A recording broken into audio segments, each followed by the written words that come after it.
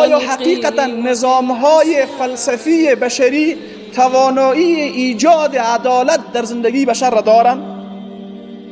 هرگز نه. دلیل اساسیش چیست؟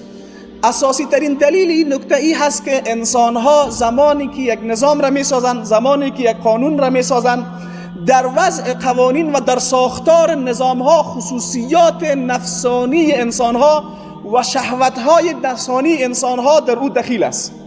شما هیچ نظام بشری را نمیتونین پیدا بکنین که به صورت کامل در ساختن نظام بر زندگی انسان واقعا تأمین کننده عدالت اجتماعی باشه.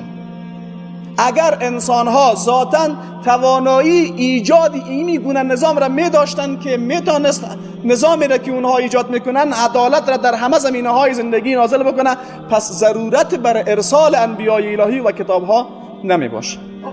و همین نکته اساسی باعث میشه که الله متعال وقتی کتاب را نازل میکنه، پیامبران الهی را مبعوث میکنه، انبیای الهی به خاطر تأمین عدالت در زندگی انسانها دعوت میکنن. خود دعوت بر عدالت در زندگی برخلاف خواسته ها و قدرت طلبی ها و غرور و تکبر یک عده از انسان های میشه که میخوان در زندگی سر مردم ظلم بکنن. به همین لحاظ هست که ما میبینیم در طول تاریخ بشری در میان نیروهای حق و باطل جنگ در میگیره. علتش همینجا هست. خیلی از مردم تصور میکنن شاید علت دیگه وجود داشته باشه.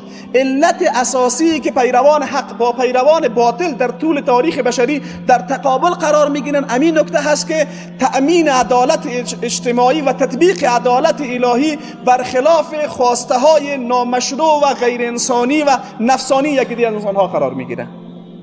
برخلاف خواستهشان هست، برخلاف منافعشان هست، چه منافع مادی باشه و چه هم منافع سیاسی باشه، چه هم منافع اقتصادی باشه. به همین خاطر او انسان‌هایی که در طول تاریخ بشری در مقابل دعوت انبیای الهی و در مقابل پیروان انبیای الهی قرار میگیرن، به همین خاطر هست که اونا میفهمند دین الهی از جمله قوی ترین ابزارها و وسایل هست که میتونه جلو همه خواسته ها و مظالمی را که در طول تاریخ بشری سر انسان ها کردن را بگیره.